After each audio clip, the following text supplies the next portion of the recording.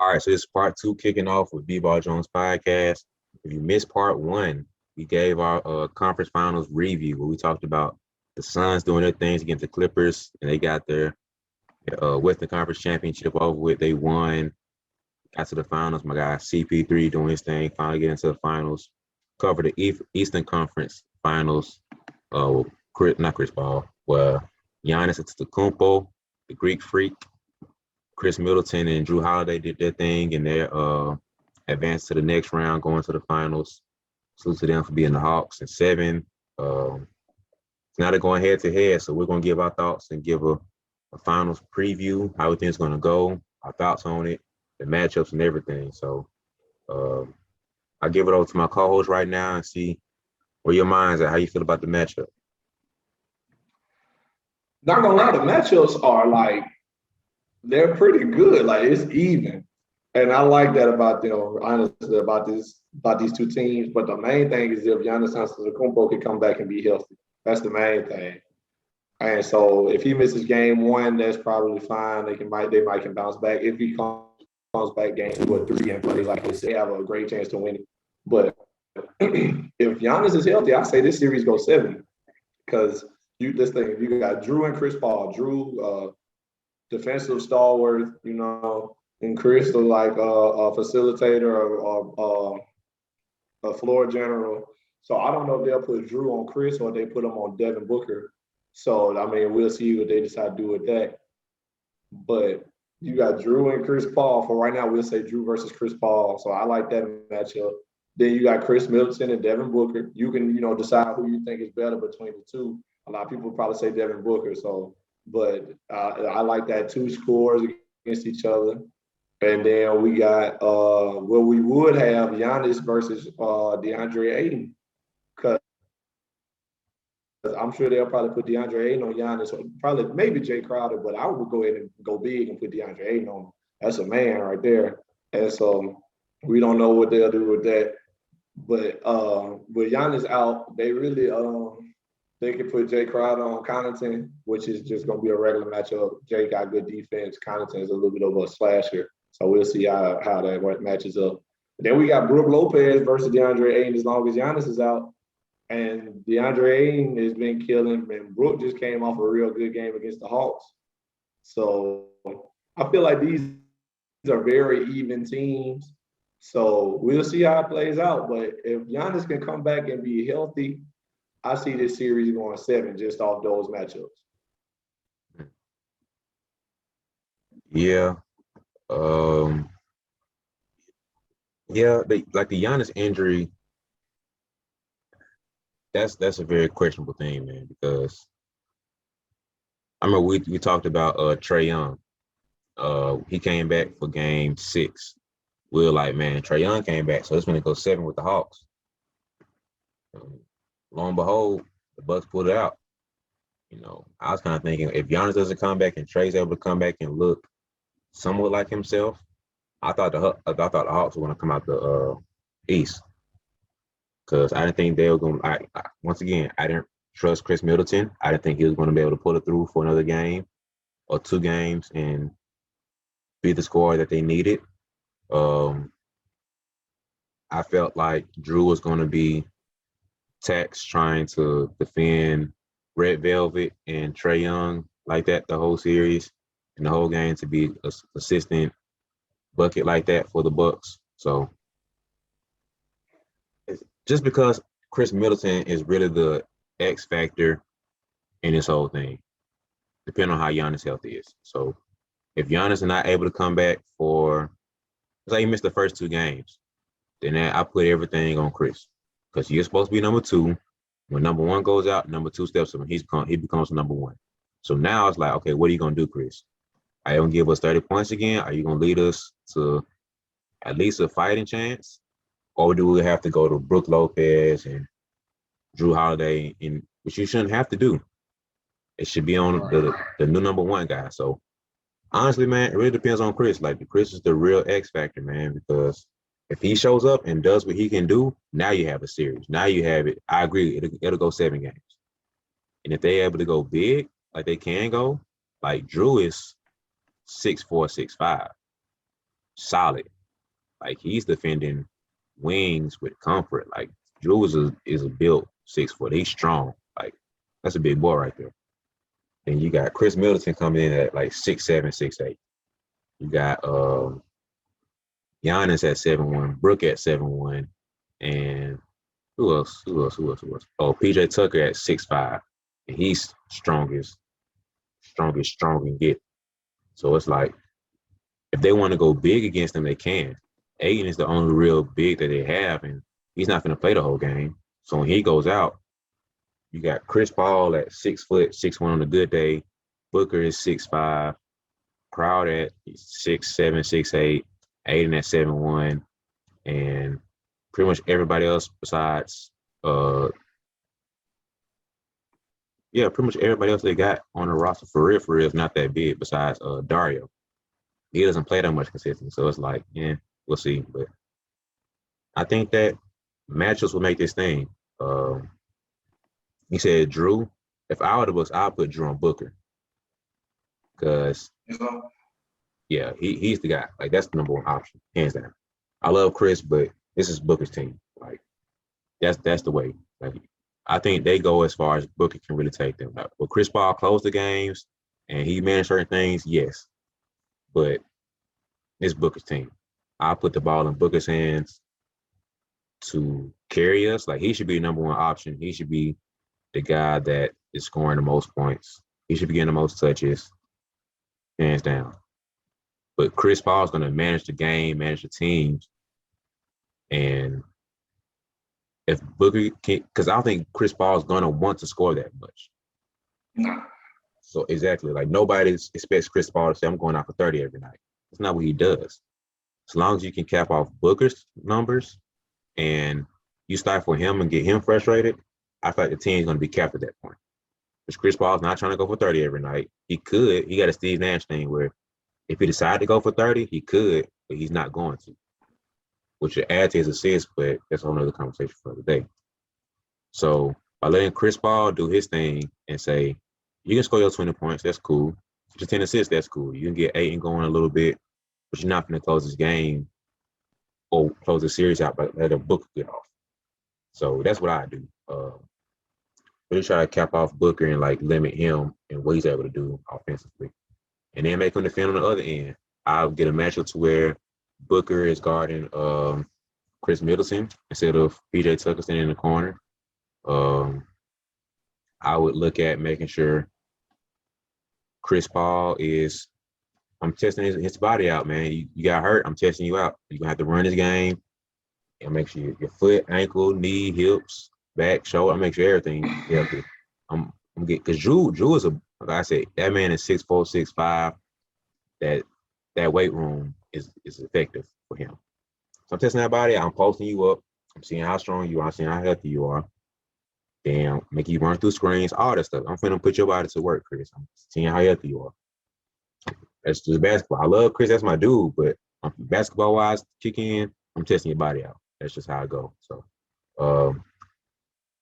we'll see, man. It's really I don't want to give my too much prediction because I really don't know. Gotta see how game one goes. Gotta see how long Giannis is out. But I think it can go 7. But depends on Giannis and Chris, man. So we'll see. Yeah, that is the main thing. But Chris did just come off a big game against the Clippers where he dropped 40. So I'm thinking he's pretty healthy at this moment. But we'll see though. Like you said, I think I live with making Chris try to beat me, honestly. Like D-Book, I feel like D-Book ain't got no problem going for 30 every night. Exactly. But Chris go for 30 every night. I think I live making him do that. If I'm trying to decide who the guard heaviest, I live with making Chris get them 30 every night, rather than letting D-Book get 30 and let DeAndre Ayton get 25 and Chris get 18 and 12 assists. Like, nah, I'm not letting the whole team eat.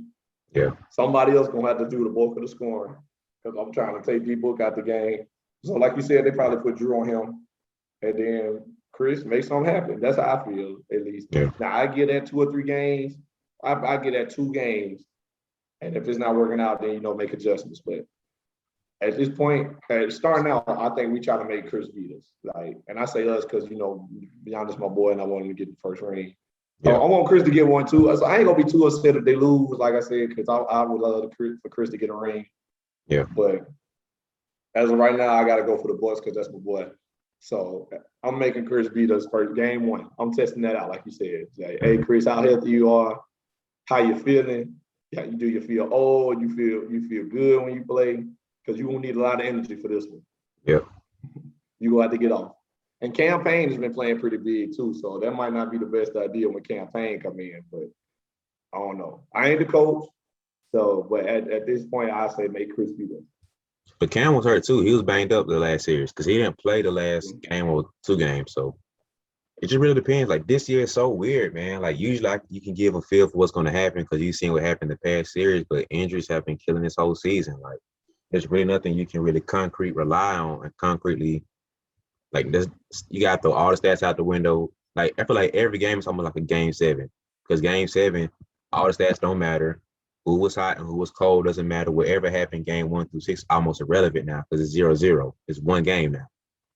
And I feel like every game you have to reset what happened because you thought one way about the Bucks, boom, Giannis went down. You thought one way about the Hawks, boom, Trey went down. You thought one way about the Lakers, LeBron went down, AD went down, Kawhi went down. It's like every single time somebody's going down.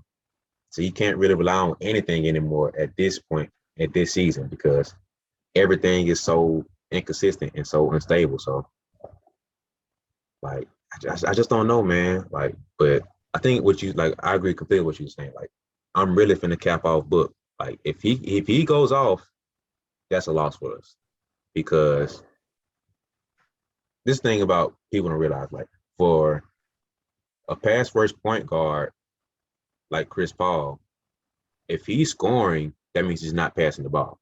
If he's not passing the ball and getting everybody involved, everybody else is not scoring. You only have him, Booker, and Cameron Payne off the top of my head that can give you buckets by themselves. Like here, go create and give me a bucket. Those are the only 3 guys you can really count on consistently to go do that with. You need Chris Paul to get everybody else set up. So if Chris Paul is scoring, that means somebody else just got one less touch. Okay, he scored again. Somebody else didn't get the ball again. So by you forcing Chris Paul to be the scorer now, he goes out for 40 points. Cool. Chris Paul got 40. Let's say Booker has a bad night because Drew doing his thing. He's limiting him. Booker only has 15. So that's 65 points for them to. You're looking to have maybe another 30 points from the rest of the team just because they're not getting touched like they used to get. So that's 95 points. The Bucks are scoring easily over 110 probably every game. So if they're not able to get everybody involved and the Bucks are rolling that night, I told you that game 3 or game 4 against the Hawks when everybody's really doing their thing, and that's the Bucks that I was scared of seeing for so long. If that Bucks are able to show up, that's not even going 7. That's going probably 5. If Giannis can come back and do his thing, and that's the game that's the series we get from them, where Giannis is doing his thing, like not afraid of the mid post, like I saw one play where he drove in, made it in and out. He turned and started going to his post game and made a move and finished. Next play down, Chris Middleton creates and gets his bucket. Next play down, Giannis created again, did a move, kicked it out to somebody in the corner, knocked it down 3. That's what I was scared of seeing all these years. But because it never fully came around like it needed to, I was never scared of him. I was never a believer in him because that wasn't consistent. But if that is able to show up, that's going 5 or 6, easy. Like I don't see the Bucks. I don't see the Suns having enough firepower to match that. So we'll see, man.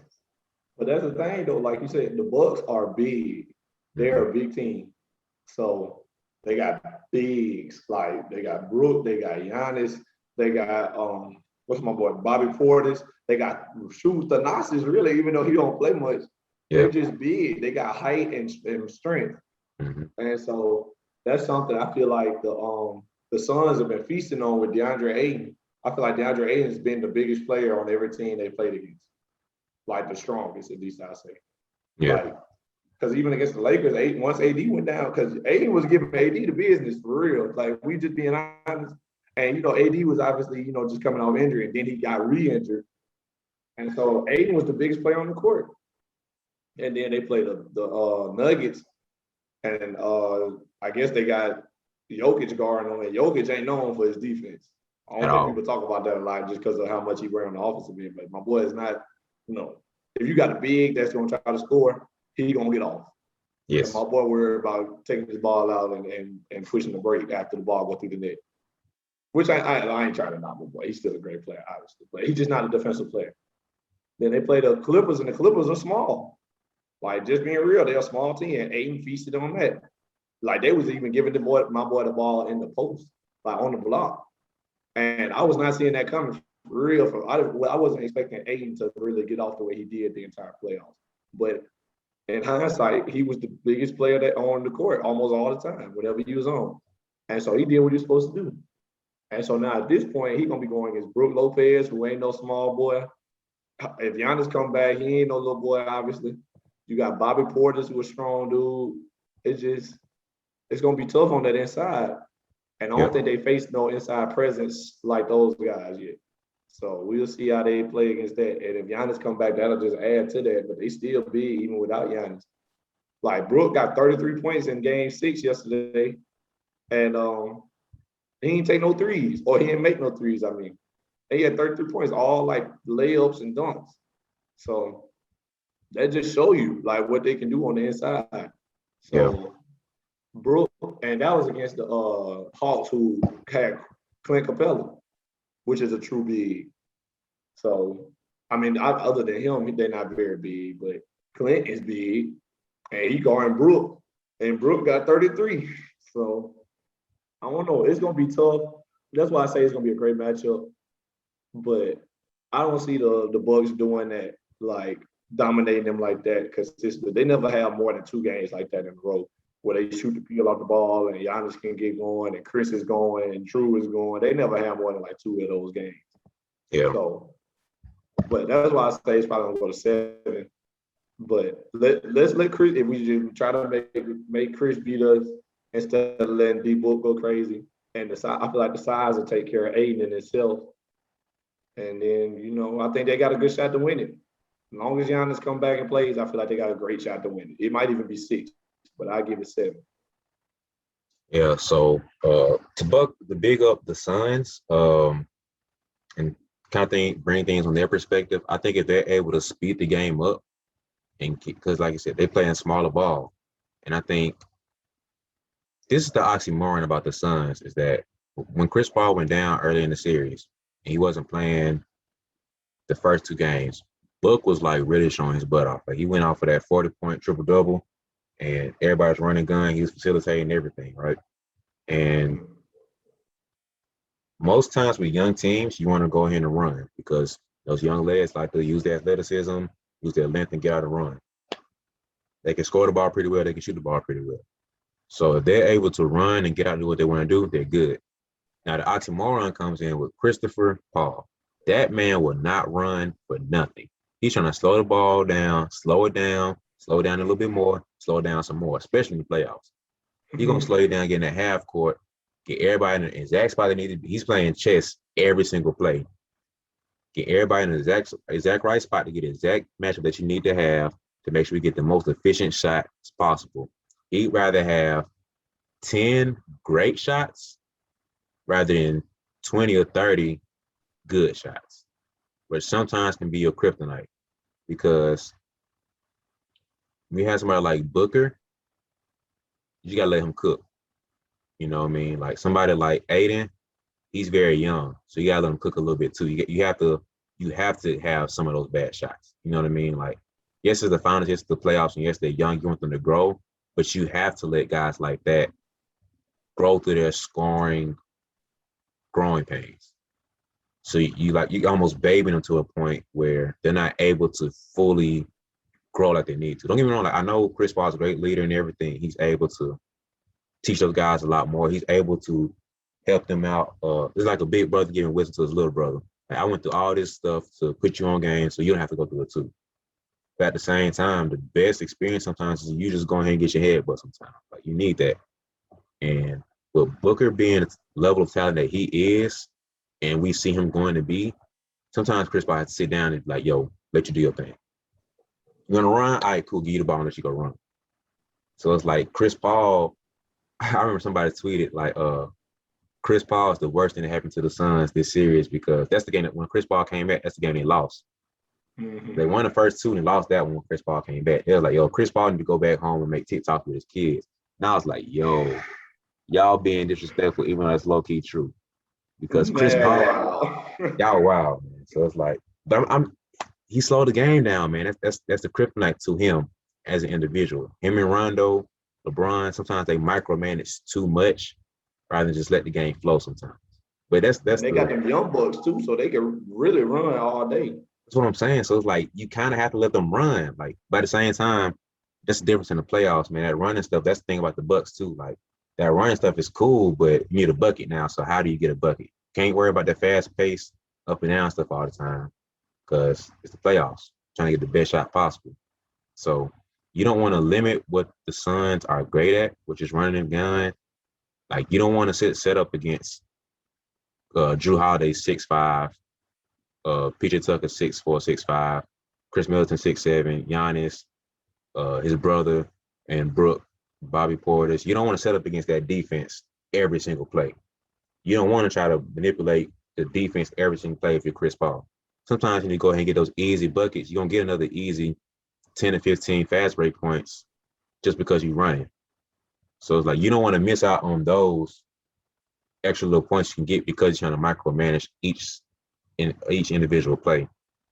So if the Suns are able to take advantage of that when they got it and they're able to just push it and go and just let them run, let Book get a couple easy buckets and not have to worry about Drew Holiday or PJ Tucker this play, and I can just go get a fast break against stinking not DiVincenzo, but whoever come off the bench for the Bucks. Like I can't think about it. But it's an easier matchup to say no Drew Holiday and no PJ Tucker this play. Oh, let me go score.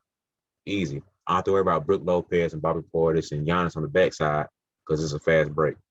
So you letting guys like that get involved now to where, okay, I see the ball go through the rim a couple of times. I got a couple easy layups. Now half court comes into play now. I feel good because I got 6 points just off of fast breaks now.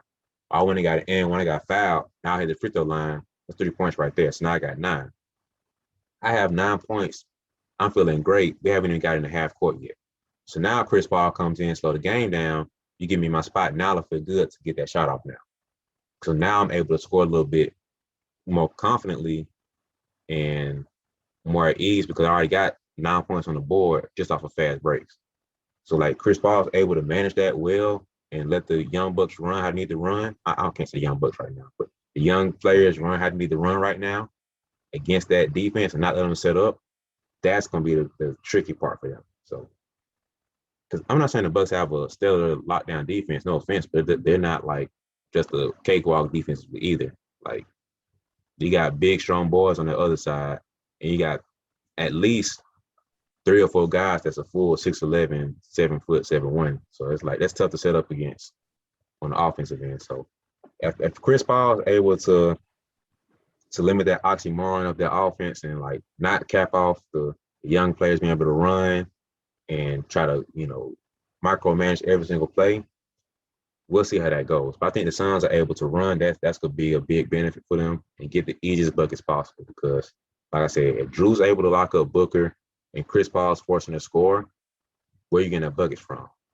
So it's like that fast break gonna be even more important in that situation. So we'll see how that goes, man. But I think the Suns do have a shot that they're able to lock in on that and see how the defense goes. But we'll see how the Suns look, man. Yeah, man. It's like we said last episode, it comes down to the healthiest team at this point, and the Suns have been the healthiest team in the league, so they have that advantage with they have that advantage with them if they just lock in on those things you mentioned, and I feel like they win if they don't play hero ball, and that's the main thing Chris is good with, and so. And I do think they need to push the pace with campaign good for that pushing the pace. Yeah. And Chris is good for, settling everything down, running the offense, which ain't always a bad thing. But it's a time to play for it, So I just like you said, I just hope they don't get too locked in on one of the other because that's not what got them here. So if they can find a good mix And that's on Coach Monty Williams, which is congratulations to him. He in the finals. Yep, yep. Black coach. I'm proud of that. Black head coach in the finals. And so they just, find a good mix for that. Hey, whether that means play Cam and Chris together or what, I don't know. But if they find a good mix for it, I think they good. And especially without Giannis, I think they might win in 6. If Giannis was to just not come back, they'll probably win in 6. But even so, they give themselves a great chance to win. Yeah. So, let's go ahead and get a little predictions going, man. So let's say Giannis is able to come back game 2. How you see the final shaping out? Giannis comes back game 2. I think the Suns win game 1. And then the Suns have home court advantage, correct? Because they were second in the West. Yep. Yeah. And the Bucks was third in the East, I want to say. So yeah, Suns got home court advantage. I think Suns win game 1 by double digits. Not gonna lie. Then let's say Giannis come back game 2. I think the Suns probably win that game too. I think they probably win that one. Close. Win that one close. Mm-hmm. I think the Bucks go home, and then they'll shape up. Then Giannis would have got his legs on them a little bit, and they even the series at 2. And then I ain't gonna predict the rest of the games, but I think it goes 7. And if let's just assume Giannis plays like himself, I'm gonna go Bucks in 7. Not just because that's my boy, but I feel like the size of the Bucks is gonna bother DeAndre Ayton. Like I said, he's been the biggest player on the floor most of this playoffs. So I think the size of the Bucks is gonna bother them. I think there's a more clear way to beat the Suns than there is a clear way to beat the Bucks at this point. Because I feel like the Bucks have so many weapons, but they're inconsistent weapons. So like Chris is inconsistent. Drew not gonna always give you 25, 30. Brook not always gonna give you 25, 30. Like they have an inconsistent team, mostly because they depend so much on shooting. But their defense is there night in and night out. Drew gonna always guard. PJ Tucker gonna always guard. They always gonna have Brook and Giannis on the inside. And so their defense is gonna be there night in and night out. And I don't think the Suns. I think the Suns will struggle with that a little bit. So unless Book go crazy or shoot Chris go crazy, I think the Bucks can pull it out at 7, as long as Giannis come back, like you said. But what about you? What you think? I think the exact reason that you said that you're not sure about the Bucks is the reason why I think they're going to lose. And plays a big role, Bud too. So because the Bucks do have overall better weapons, I don't want to say better weapons, but they're you have a clear defined role of what you're going to get from the Bucks. But because they're so inconsistent, you're not sure game in, game out what you're going to get. Is why I think they're going to lose, especially if Giannis is not able to come back and be the centerpiece to the whole offense and defense like they need to be. And so because of that, I won't say but you're pretty darn sure what you're gonna get from the Suns. Book can give you 25 to 35 a night. Chris Paul can give you anywhere from 20 to 35 a night, even 40 if you really wanted to. And you're going to get him to manage the game very well. You're going to get very limited turnovers. You're going to get really great shots. And you know that their offense can be very well on point. So I think it's going to come down to their offense versus the Bucks defense of which style and which personality is going to outduel the other one. And because they have the home court advantage and they know what it's like to win without Chris Paul, that's going to give them an extra advantage versus the Bucks right now. And because the Bucks are so inconsistent, and nobody knows what you're going to get from the Bucks, which is their kryptonite. Nobody can guarantee. I know LeBron went down, so AD gonna step up and he's gonna give me 30 tonight. I'm gonna need him to give me this and that. No one can say what Chris Mills is gonna give you because Giannis went out. And because from there down it's so unstable, I can't guarantee the Bucks will win. So I'll go Suns. Without a healthy Giannis, I'll say the Suns get 2 double-digit wins and they win in 6. I think the game 1 will probably go 8 to 12 points, maybe 15 points win. If Giannis come back game 2, and he's somewhat like himself. I see the Suns winning very close, maybe a game winner or something like that, to where it's like a 4 or 5 point win. Um, and it goes back and forth a little bit, but the Suns winning 6. Only way I see the Bucks winning if Giannis come back and he's himself. That's the only way I see them win, because that's going to set everything back in place. You know you're going to get your 30 to 40 points from him. So with that being the only guarantee that you have in the defense, if Giannis can come back and look like himself, I give the Bucks 7. But because there's so many question marks around the Bucks and so much instability with the Bucks, I go Suns and 7, man. Not just because I'm a Chris Paul fan, but because I can't tell you, break down anything that the Bucks can guarantee to give you, because the game is shooting, and especially playoff times, shots don't fall. You gotta have a backup. You gotta have a plan B. The plan B should be go inside, but Bud's not the best coach with adjustments. So his coaching is also a big kryptonite. So we'll see, man. I think this is my prediction is Suns in 6 for sure, but I don't know. The Bucks are just a big question mark. So I got Suns in 6. I understand that definitely. That's just me. That's just me speaking, assuming that Giannis can come back and be himself, like you said. If Giannis is not himself, Suns in 6. Just being real, they got too many weapons. They're consistent for the most part. I think the only time D-Book was inconsistent when he had to wear that mask for his nose when he hurt his nose. So, and Chris not always going to give you, 25, 30. So, and DeAndre Ayton might struggle with their size. But at the end of the day, if Giannis don't come back and be himself, I still say Suns in 6. And if he don't come back at all, it might be 5. At least if he come back and not himself, he still draw attention from the defense. But Suns in 6, like you said, if Giannis cannot come back and play like himself, if Giannis comes back and he's the Greek freak, then Bucks in 7. Got to roll with my boy. Yeah. Got to. All right, so just real quickly, man, I kind of want to get in that legacy talk. So if Giannis wins a ring, what does that do for him, his legacy, and, pretty much the Bucks moving forward? Right. He top 5 from now on. And I ain't going to say it no more. He top 5. And I ain't saying top 5 all time, obviously, but top 5 in the league. And let's just remember now, James Harden, the same one that was like, I wish I could just run and dunk and be good. That takes no skill. I actually have to learn how to play basketball. Remember that? Oh, yeah. Guess who at home? And guess who sent him there? The boy that's just running and dunking. So I ain't trying to hear that no more. Top 5. You could go KD, Bron, Steph, whatever. I don't care the order, but top 5. You go ahead. What you think?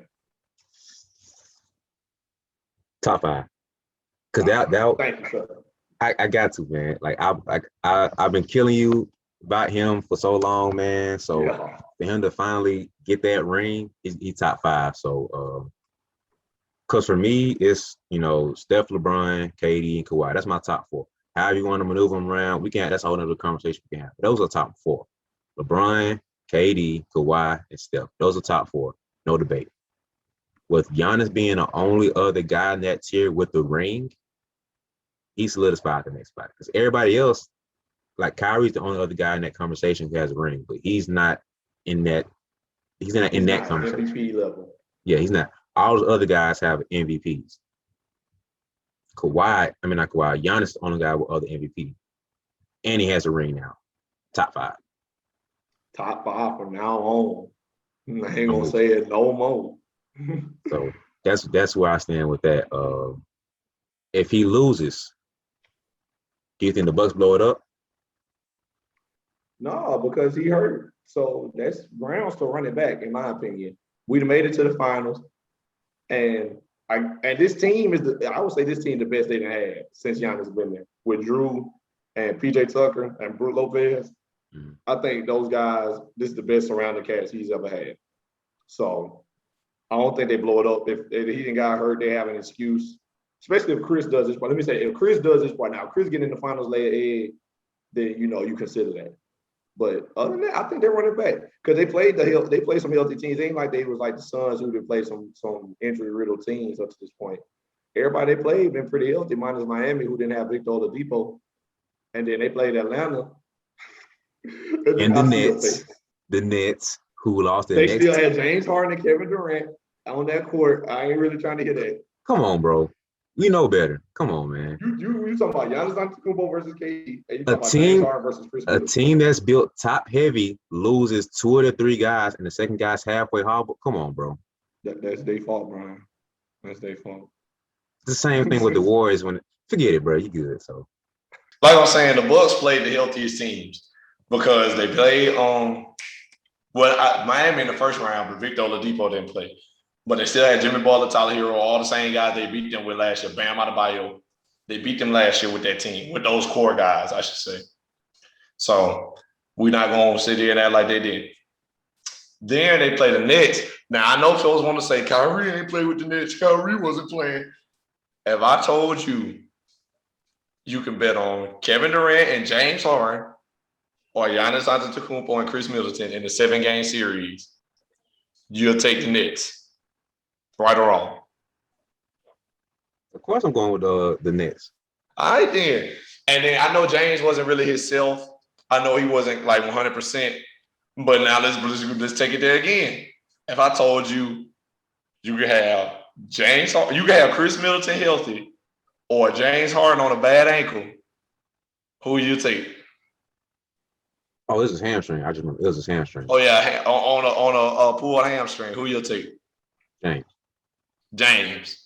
So that means Kevin Durant. Now I love Giannis, but we still got to be real. You know, I'm still objective about things. Kevin Durant better than Giannis, arguably the best player in the world right now. Like that's what we're saying at the moment.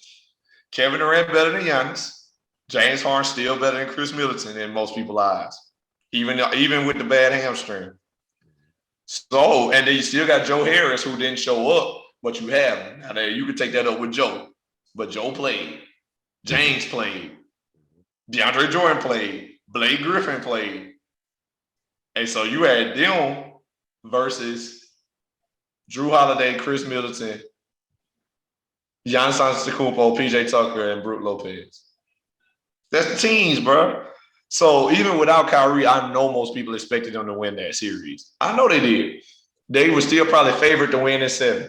And they had their chance to win. KD hit that buzzer beater. Foot was just too close to the line. Sent it to overtime instead of sending them home. What do you do that for? Because we're going to take it down. My boy got them a clutch post hook in the OT. Chris and Drew took care of most of the scoring, but that's all right. My boy still came in the clutch. PJ still locked up on D. And we wore him down. KD was tired. James was tired. They couldn't pull it out. That's just part of the game. So, and then they play Atlanta. Trey go down. Giannis go down. And they pull it out without both superstars. So no superstars playing in the game. It's just surrounded team versus surrounded team. Or surrounded cast versus surrounded cast. And the Bucks pulled it out. Chris Middleton and Drew Holiday beat Trey came back for game 7, but he won himself, obviously. But they beat out Herder and Cam Reddish and all them. So as far as I'm concerned, they played the healthiest teams, but at least between them and the Suns. They played the healthiest teams. The Bucks probably had the harder road to me out of the two teams playing who they played. The Suns had the harder road on paper on their road to the finals because, they had to play LeBron and AD, but then AD went down and LeBron wasn't really 100%. They did play the MVP and Nikola Jokic, but Jamal Murray wasn't playing, who was their second best player and their best scorer. And they swept them, so that's still, credit to them. They swept them. And then they played the Clippers without Kawhi Leonard, who was their best player. So they didn't get nobody's full starting lineup or any team's 2 stars. So in my opinion, and everybody they played had 2 stars on the team. None of those guys, none of those teams had both stars play all the games in that series. Neither one of them. Jamal Murray played no games. Kawhi Leonard played no games. AD played 2 or 3. So in my opinion, Giannis and the Bucks had the harder road to the finals. The Hawks was red hot, and then Trae Young got hurt, but Giannis also got hurt. So they still pull it out with their surrounding cast. And then they played the Nets without Kyrie. I just went through how that was still a difficult series, and they still had to play KD and James Harden. And then the first series they played the Heat, and Victor Oladipo was hurt, but they still had the surrounding cast that beat them the previous year. In Tyler Hero, Jimmy Butler, Bam Adebayo, and Duncan Robinson. They still had all those guys. So, in my opinion, the Bucks had the harder road. Everybody had the injuries, but the Bucks have had the harder road to the finals, in my opinion. You could say that, and I ain't thought about it like that, but I think about for the Suns' perspective. You look at what the Suns have on their roster. You got Chris Paul. What is he? 35 now. He's not prime. He's not point guard. He's declining on that hill, but he's still all-star level point guard. Got D-Book, rising superstar in his league. After that, you got Aiden, who was a number one pick, still in the grooming. He was drafted 2018, I think. So this is his third year. So he's not really fully developed yet. You know what I mean? So if you look at roster for roster, what the Suns have done this year, regardless of injury, is very impressive, man. Like this is a very young team, minus Chris Paul and Jay Crowder. Everybody, I think pretty much everybody else that plays for this team is like 5 years or less in their career. Maybe some Campaign. But like Campaign, I think he might be up there too. But he's not a vet. Like take Jay Crowder and Chris Paul off his team. Everybody else in there has very little playoff experience, very little playing time experience, and they're not even like solidified in who they are for real yet. So like for them to push this run regardless, because like even with the Lakers, like you look at the Lakers, you still expect LeBron to pull it out and beat them. Then you look at the next round, like, the Nuggets, we feel like they can beat them. We feel like the Nuggets can beat them. Even without Jamal Murray, it'll be hard, but we feel like MVP Joker can pull it off and beat them. They got swept. Next round, you got the Clippers. Everybody thought Kawhi could probably come back. He might come back at some point. The Clippers should be able to beat them. They didn't. But like if you compare roster for roster, Clippers versus Suns, I'd probably say 80% of people would take the Clippers. Just roster for roster. Roster for roster, you wouldn't? Without Kawhi Leonard? Roster for roster? Without Kawhi Leonard? The Suns had a full team. Chris Paul was hurt. If he played. I'm talking about even like beginning of the series when Chris Paul was out. It was no Chris Paul and no Kawhi. Roster for roster. No Chris Paul. I would have gave it to the Clippers. But he came back. No, game one. Before game one started, Chris Paul was out and Kawhi was out. So you're looking at Suns without Chris Paul and you're looking at Clippers without Kawhi Leonard. I'm pretty sure most people would have took Clippers in that sense. In that instance. I would have. So I'm saying, I say about 80% probably would have took the Clippers on that hand. So it's like, then Chris Paul came back game 3.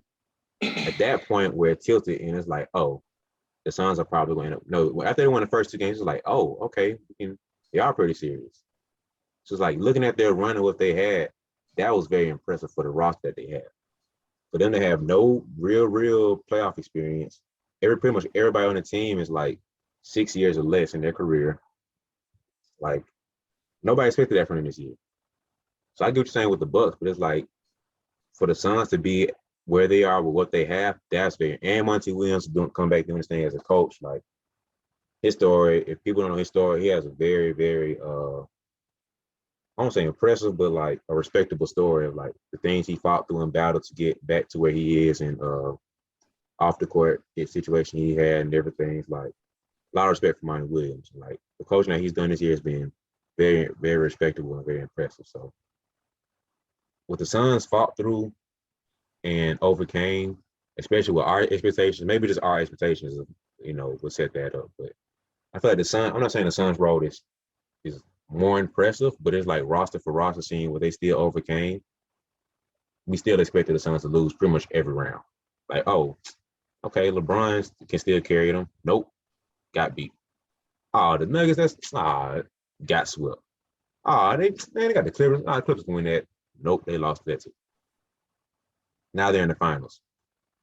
Most people, no, I don't say most people, nobody expected them to even consider being in the playoffs this year, let alone being in the finals.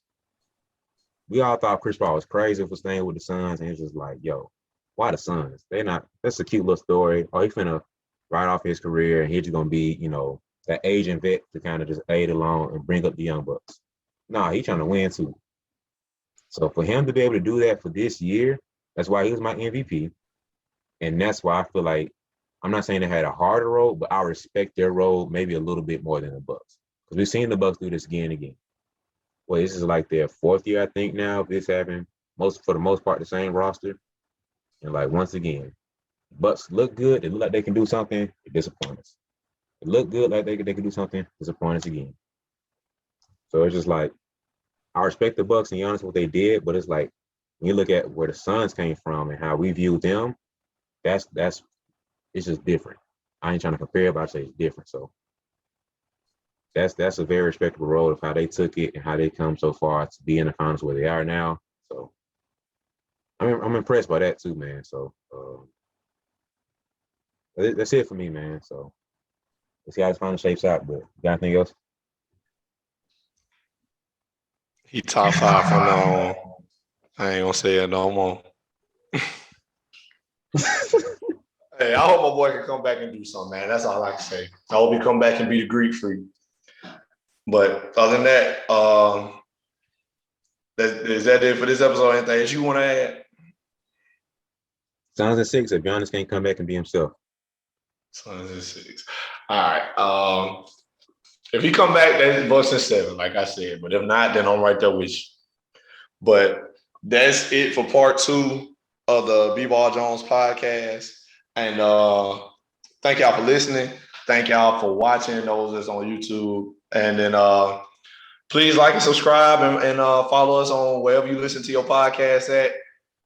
And please comment, let us know what you think. Give us your predictions. We open all that. We want to know what y'all think about that too. And that's it, guys. We appreciate y'all listening, and we out. Peace.